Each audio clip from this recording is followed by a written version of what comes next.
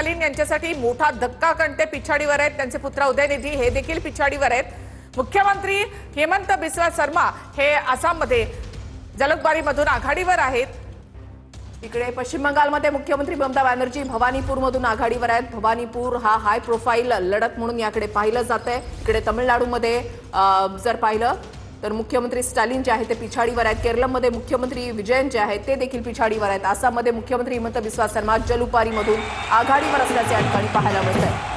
पश्चिम बंगालच्या आकडेवारीवर नजर टाकूयात भाजप 173, टीएमसी जे आहे ते 112 जागांवर सध्या आघाडीवर असल्याचं पाहायला मिळतंय।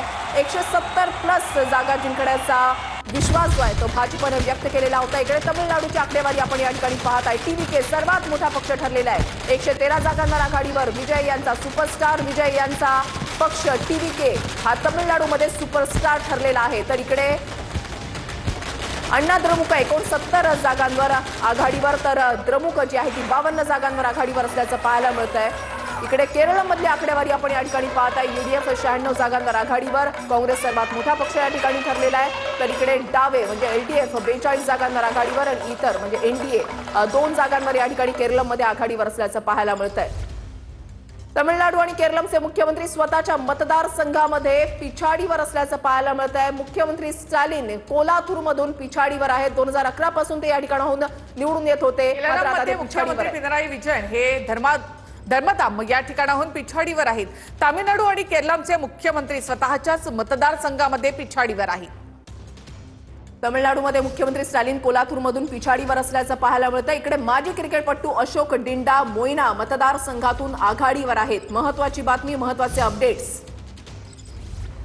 तर माजी क्रिकेटपटू भाजपचे अशोक डिंडा मोईना मतदारसंघामधून आघाडीवर। भाजपचे अशोक डिंडा मोईना मतदारसंघामधून या ठिकाणी आघाडीवर असल्याचं पाहायला मिळतंय। ते माजी क्रिकेटपटू आहेत। भाजपकडून त्यांना उमेदवारी आणि ते कलानुसार 3 राज्यांमध्ये मोठा उलटफेर झाल्याचं चित्र जे आहे ते पाहायला मिळतंय। कलानुसार पश्चिम बंगालमध्ये ममता जाणार आणि भाजप येणार। कलानुसार तामिळनाडूमध्ये सत्ताधारी स्टॅलिन यांना मोठा झटका, टीव्हीके या ठिकाणी आघाडीवर आहे। केरळमध्ये डावे जाणार आणि काँग्रेसला स्पष्ट बहुमत। पुन्हा एकदा आकडेवारी या ठिकाणी पाहूयात। पश्चिम बंगालमध्ये भाजप 173, तर टीएमसी 112 जागांवर आघाडीवर, काँग्रेस देखील 4 जागांवर आघाडीवर। तर इकडे डावे एका जागेवर या ठिकाणी आघाडीवर असल्याचं चित्र या ठिकाणी पाहायला मिळतंय। इतिहासामध्ये पहिल्यांदा जर आपण पाहिलं तर पश्चिम बंगालमध्ये भाजप सत्ता स्थापन करत आहे। तमिळनाडूची आकडेवारी आपण या ठिकाणी पाहूयात।